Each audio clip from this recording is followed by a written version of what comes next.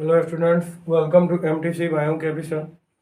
कल मैं इसके पहले वाले वीडियो में आप लोगों को अंक गणित के आधारभूत प्रमेय के बारे में बता चुके हैं कि इसका उपयोग अभाज्य संख्याओं का उपयोग करके भाज्य संख्याओं का गुणनखंड करने में किया जाता है। यानी कोई भी भाज्य संख्या इस तरह से होती है कि उसका अभाज्य गुणनखंड संभव होता है। अर्थात किसी भी भाज्य संख्या को अभाज्य संख्याओं के गुणनखंड के रूप में लिखा जा सकता है। तो इस तरह से किसी भाज्य संख्या का अभाज्य गुणनखंड वृक्ष बनाने में भी उपयोग होता है। तो जैसे 140 को मैं लेकर अभाज्य गुणनखंड वृक्ष बनाने जा रहा हूँ। 140 का अभाज्य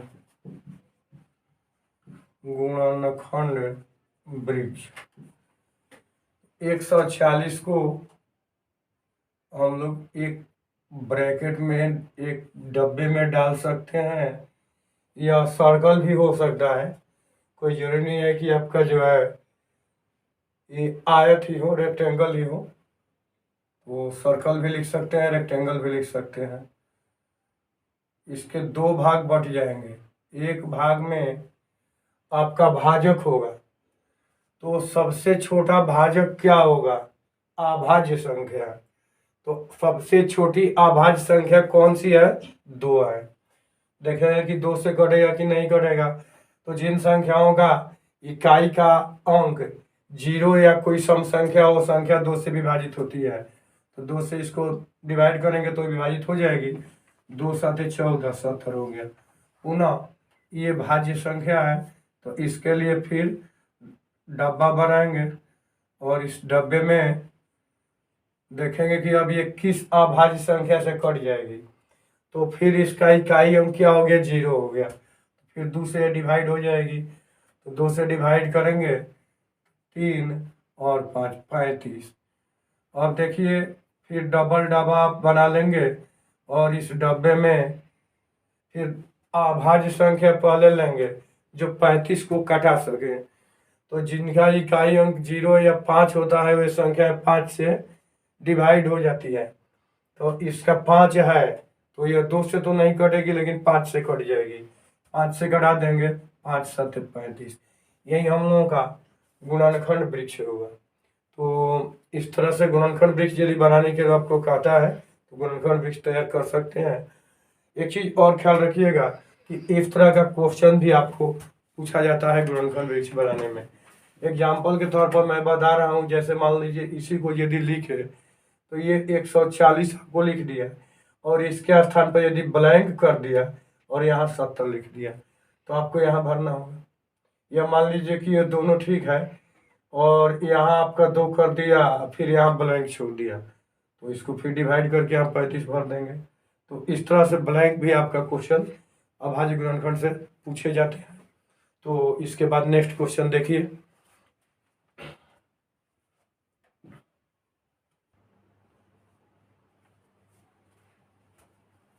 निम्नलिखित संख्याओं को अभाज्य गुणनखंड के गुणनफल के रूप में व्यक्त कीजिए। देखिए यहाँ कह रहा है कि जो भी संख्या आपको दी गई है इसका अभाज्य गुणनखंड करना है और फिर उसके गुणनफल के रूप में व्यक्त कर देना है।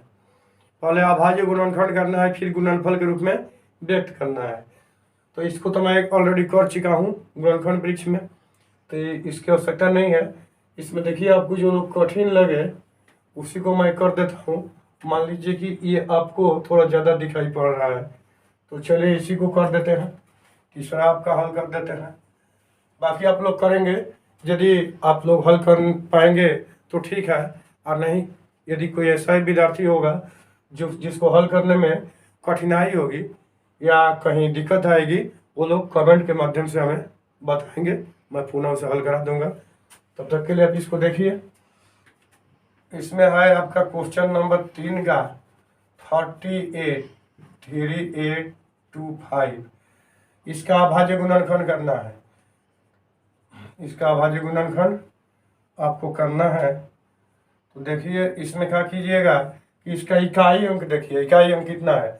इकाई अंक तो सम संख्या है नहीं, तो सम संख्या नहीं तो 2 से नहीं कटेगा। तो अब 3 से चेक करते हैं। अब 3 से वही संख्याएं कटेगी जिनके अंकों का योगफल 3 का गुणज हो। 3 से वही संख्याएं कटेंगी जिनके अंकों का योगफल 3 का गुणज हो। तो चलिए 5 और 2 7, 8 और 7 15 और 3 18, योगफल 3 सबका कट गया। तो इसलिए इसको 3 से कटा सकते हैं। 3 एकम 3, 3 दूना 6, 2 बच गया, 3 7 21, 3 5 15।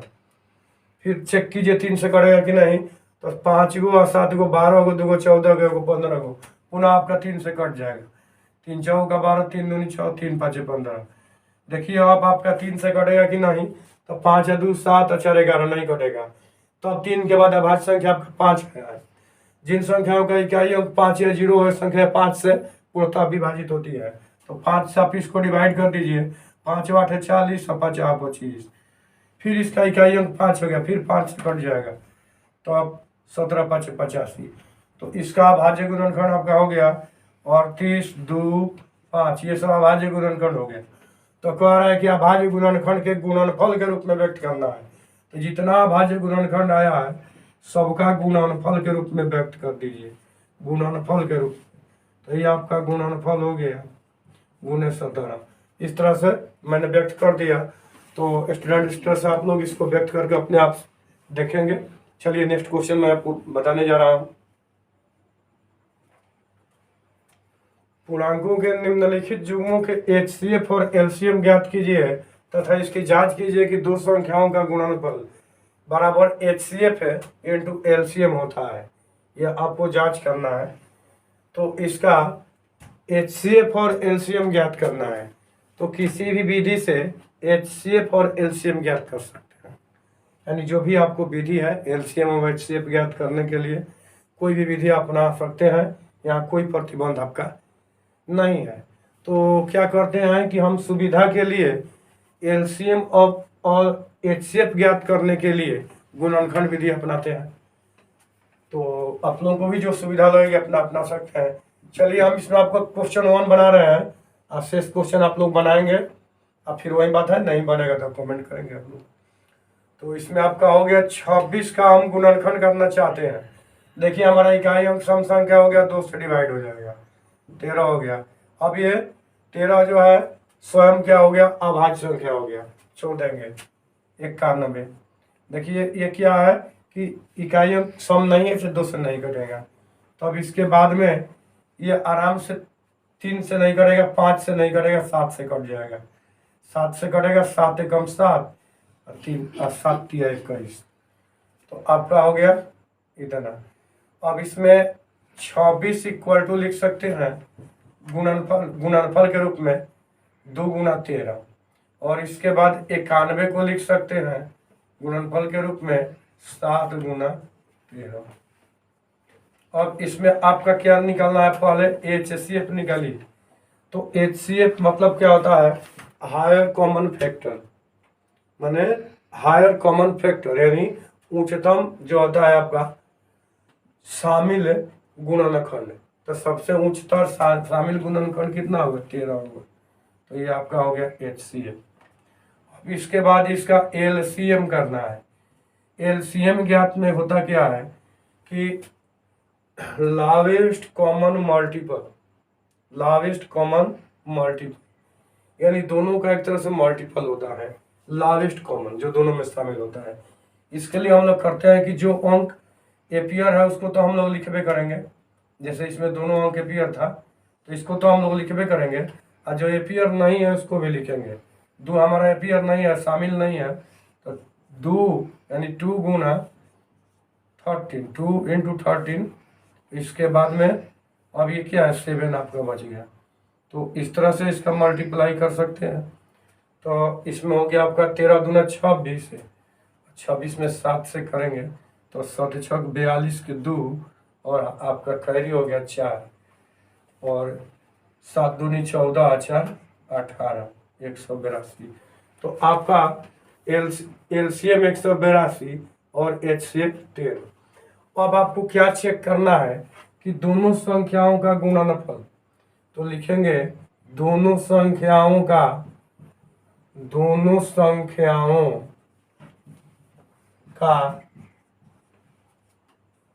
गुणनफल। तो दोनों संख्या में कितना है, 26 का 91 का आपको गुणा करना है।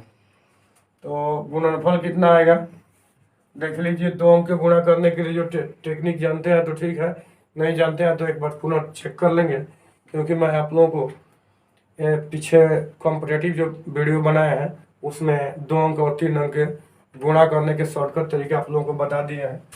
तो इसमें देखिए 1 से 6 में करेंगे तो 6 हो गया। अब 1 से 2 में करेंगे तो 2 हो जाएगा, और 9 से 6 में करेंगे तो 54, 6 9 54 2 ये वाला 54 2 कितना हो गया 56। हासिल आपका कितना हो गया 5। अब देखिए 2 में 9 में करेंगे तो 18 और 5 23, ये आपका गुणनफल आ गया। अब कह रहा है कि एचसीएफ गुना एलसीएम आपको ज्ञात करना है। एलसीएम तो एचसीएफ और एलसीएम ज्ञात करना है। तो एचसीएफ हमारा आया है 13 उसी तरह से, हालांकि आगे पीछे लिख सकते हैं, पहले 182 और 13 लिख सकते थे, कोई दिक्कत नहीं है। अब इसका हम गुणा कर देंगे तो 3 से करेंगे 2 में तो हो गया 6, अब फिर 3 से करेंगे 8 में तो 8 3 24, और 1 से 2 में 24 और 2 26, हासिल हुआ आपका 2। और 3 से 1 में करेंगे तो कितना होगा 3, और 8 में 1 में करेंगे तो 8, तो 8 और 3 11, और 2 हासिल आपका है ना 13 कि 3, फिर आपका हासिल हो गया 1 में 1 से करेंगे तो 1 होगा, 1 हासिल जोड़ देंगे तो 2 हो गया। तो इस तरह से ये दोनों इक्वल हो गया। क्या हो गया, दोनों इक्वल आ गया। तो लिख सकते हैं कि अतः दो संख्याओं का गुणनफल बराबर एचसीएफ गुना एलसीएम हो गया। तो चलिए नेक्स्ट क्वेश्चन अब देखते हैं।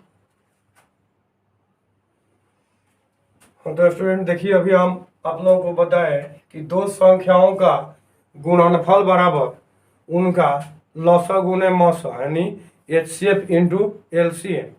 तो इसमें क्या होता है कि 4 यहाँ से आपको फार्मूला बन जाएगा जिसका उपयोग आगे होगा 1 नंबर के क्वेश्चंस बनाने में, 2 नंबर के क्वेश्चंस बनाने में होता है, जो कि हम आप लोगों को क्वेश्चन सेट के अनुसार बताएंगे कि कैसे होता है, और परीक्षा में आएगा किस तरह से उसको भी हम समझाएंगे, पहले बनाना सिखा रहे हैं। तो उसका फार्मूला देखिए क्या होता है। उसका मेन फार्मूला होता है कि पहली संख्या गुने दूसरी संख्या बराबर एचसीएफ इंटू एलसीएम। ये मेन आपका फार्मूला बन गया। इसके बाद मान लीजिए पहली संख्या निकालनी है, तो पहली संख्या आप कैसे निकालेंगे, तो हो जाएगा एचसीएफ गुना एलसीएम, एचसीएफ गुना एलसीएम अब बाटा दूसरी संख्या। और हो गया, यहाँ से मान लीजिए निकालना है आपको दूसरी संख्या बराबर, दूसरी संख्या बराबर क्या करेंगे, तो एचसीएफ गुना एलसीएम बाटा पहली संख्या, यानी आपका बेसिक फार्मूला वही होगा। इसके बाद मैंने इसको चौथा यदि कर दें कि एचसीएफ क्या होगा, तो एचसीएफ हो जाएगा पहली संख्या गुने दूसरी संख्या बाटा एलसीएम। और इसी तरह से हो गया एलसीएम यदि आपको ज्ञात करना हो तो पहली संख्या गुने दूसरी संख्या बाटा HCF। तो ये आपका 4-5 फार्मूला हो गया।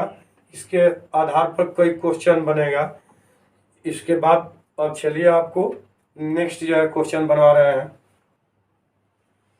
अभाज्य गुणनखंड विधि द्वारा निम्नलिखित पूर्णांकों के HCF और LCM ज्ञात कीजिए। आपको अभाज्य गुण इस विधि से मैंने पहले ही हल करा चुका हूँ, लेकिन उसमें था कि आपका 2 ही था और इसमें 3 आ गया है। 3 संख्या हो गया, उसमें 2 संख्या था। तो चलिए 3 संख्या वाला आप लोग देख लीजिए। अभाज्य गुणनखंड इसका भी कह रहा है तो 12 का पहले कीजिए। इकाई अंक सम है 6 हो गया, फिर 2 से घटाइएगा तो 3 हो गया। फिर 15 इकाई अंक सम नहीं है और जोड़ने पर 6 हो रहा है, 3 से घट जाएगा तो हो गया 3 5 15। अब अभाज्य संख्या में बदल गया 21। ये 3 से कट जाएगा, 3 7 21। अब चलिए आपका क्या करना है, इसका गुणनखंड लिखना है। तो 12 इंटू 2 इंटू 2 इंटू 3 और इसी तरह से 15 तो 3 इंटू 5 और इसी तरह से 21 तो 3 गुना 7। अब चलिए आपको HCF फाइंड करना है। HCF का मतलब होगा जो तीनों में शामिल है। तो तीनों में 3 आपका शामिल है तो यहाँ HCF 3 हो गया। इसके बाद LCM क्या निकालना है, LCM। तो LCM बताया था कि जो शामिल नहीं उसको भी लिखना है। तो यहाँ डबल 2 आपका बच जाता है, यानी 2 ठो बच गया तो ये 2 गुना, इसके बाद जो शामिल है उसको भी 3 है तो लिख दिए। इसके बाद 5 गुना 7 तो ये आपका हो जाएगा लघुत्तम। इसका कितना गुणनफल जो है 2 दूनी का 4 और 4 5 है 20 20 3 60 और 6 7 है 42 420। ये तो हो गया। और देखिए आप लोग वो नहीं थोड़ा अभाज्य गुणनखंड है तो इसको हम बता देते हैं। तो देखिए ना अभाज्य संख्या है इसलिए इसका गुणनखंड हो जाएगा 1 गुना 17। 23 भी आपका अभाज्य संख्या है तो इसका हो जाएगा कितना, हम दूसरा हल कर रहे हैं। तो आपका हो गया 1 गुना 23 और इसका जो है 29 का हो गया 1 गुना 29। तो HCF तो आपका स्पष्ट है कि तीनों में का HCF आपका 1 हो गया। लेकिन जब LCM करेंगे तो LCM में आपका क्या हो जाएगा, क्योंकि अभाज्य संख्या है तो अभाज्य संख्याओं का गुणनफल ही उसका LCM होता है। तो 17 गुना 23 गुना 29। एक काम कीजिए, आपका 3 बार गुणा हो गया। तो यदि 3 बार गुणा हो गया तो आपको करना ये है कि 2 गो का पहले कर लीजिए और इसके बाद में अगला से कर लीजिएगा। तो 2 गो को करने के लिए मैंने छोटा इसको छोड़ देता हूँ और इसी को करता हूँ 2 अंक के गुने के तरीके से। तो हो जाएगा 9 9 तिया 27 के 7 और हासिल हो गया आपका 2। अब 9 दूना 18 और 2 हासिल 20 और 3 दूना 6 26। 26 के आप क्या लिखेंगे 6, फिर आपका हासिल हो गया कितना 2 और 2 दूनी का 4 या 2 6। अब इसको देखिए आराम से कर सकते हैं, 7 से करेंगे तो 7 7 49, हासिल आपका हो गया 4। अब इसके बाद में 7 से और 6 में करेंगे तो 7 6 42 है, 4 हो गया 46, 46 और 7 7 53, हासिल हो गया 5। फिर करेंगे 7 6 42, अब 5 हासिल 47 और 6 1 6, फिर हो गया 53, हासिल आपका हो गया 5। तो 6 1 6 है अब प्लस 5 11, इतना आपका हो गया LCM। तो इस तरह से LCM आप ज्ञात कर सकते हैं। और चलिए नेक्स्ट देखते हैं। हाँ तो स्टूडेंट्स देखिए 12 15 और 21 का केवल आपको HCF और एलसीएम का है और कम अंक का हो, जैसे 1 अंक का क्वेश्चन दे दे, तो आप कैसे इसका एचसीएफ निकाल लेंगे उसको देखिए, हम बता रहे हैं। जो सबसे बड़ा है उसको ऊपर लिख दीजिए, जो सबसे बड़ा है ऊपर, अब बाकी जो है उसको नीचे लिख दीजिए। और देखिए कि इसमें कौन अंक किससे कट रहा है। तो हम 3 से जब कटाएंगे तो 3 से ये कट जाएगा 4 बार में, और 3 से ये भी कट जाएगा। अब हमारा किससे ये कटा, तो 3 सबको कटाया, 3 सबको कटाया, और 3 से फिर 15 भी कट जाएगा 5 बार में।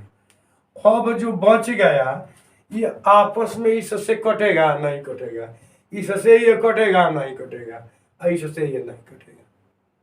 अब कौनो इसमें कटने वाला नहीं है, तो नहीं है तो आपका ये 3 जो है यही आपका एचसीएफ हो गया। एचसीएफ इक्वल टू आपका ये 3 हो गया।